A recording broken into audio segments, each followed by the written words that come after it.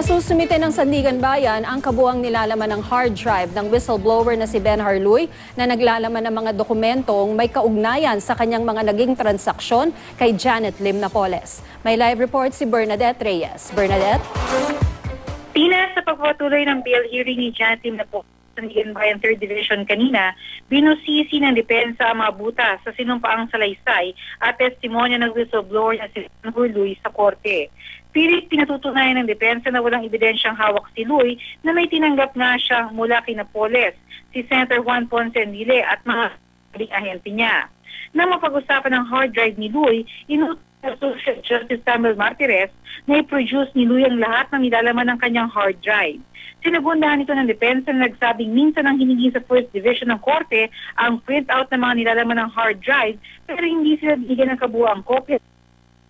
Katwiran ng prosecution, meron ng mga sensitibong nilalaman ng hard drive tulad ng mga taong iniimbestigahan pa kaugnay ng Malampaya Fund ay binigyan ng kopya ng kabuuang nilalaman ng hard drive ang depensa.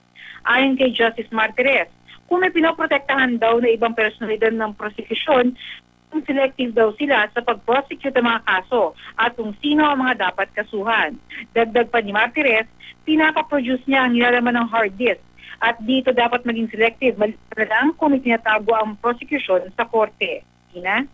Bernadette, ano yung assurance ng korte na yung isusumite sa kanilang hard drive ni Ben Harluy, yun talaga yung hard drive ni Ben Harluy at hindi ito sanitized? Kunyari, walang mga inalis na files or walang dinagdag na files? Pinapakiulit yung tanong? Oo. Ano yung assurance na yung isusumite na hard drive ni Ben Harluy ay yun talaga yung hard drive niya na hindi ito sanitized or hindi dinagdagan ng laman o hindi binawasan yung laman? Tina, ayon na kasi kay Ben Harluy kanina sa pagdinig, hindi rin niya hawak ang nilalaman ng kanyang hard drive. At ang mismong hard drive ay wala mismo sa kanyang pagmamay-ari. Kaya hindi rin na masabi kung ano nga yung maaaring laman nito.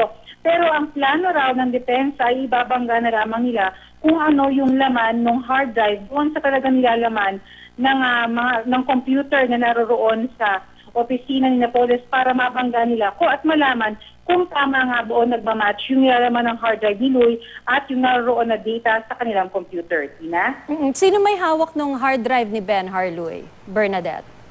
Tina, sa ngayon, yung hard drive ay nasa possession ba o nasa custody ngayon ng NBI. Kaya hindi rin basta-basta na makakapag-reproduce ng kopya ang prosecution. Tina?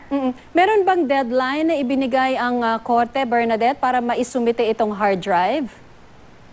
Tina, yan ang bagay na lilinawin nga raw ng depensa sa korte dahil kanina sa pagpapatuloy ng bail hearing ni Janet Lim Napoles, ito ay naging order lamang ng korte habang nagaganap ang cross-examination kay Luy pero wala pang nabibigay na deadline kung kailan nga ito dapat na ma-produce ng prosecution. Tina? Nabanggit mo kanina, Bernadette, na yung laman ng hard drive ni Ben Harluy ay ikukumpara doon naman sa laman ng computer nitong si Janet Lim Napoles. Itong yung kay Janet Lim Napoles, hawak na ba ito ngayon ng korte?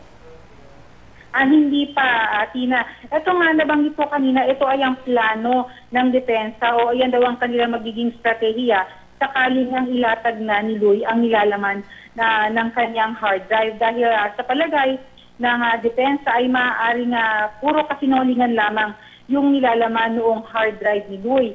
Samantalang yun namang computer na sinasabi ay hawak pa ngayon ng kampo ni Janet Lim Napoles at wala pa sa posesyon ng prosecution. Tina? Okay, maraming salamat, Bernadette Reyes.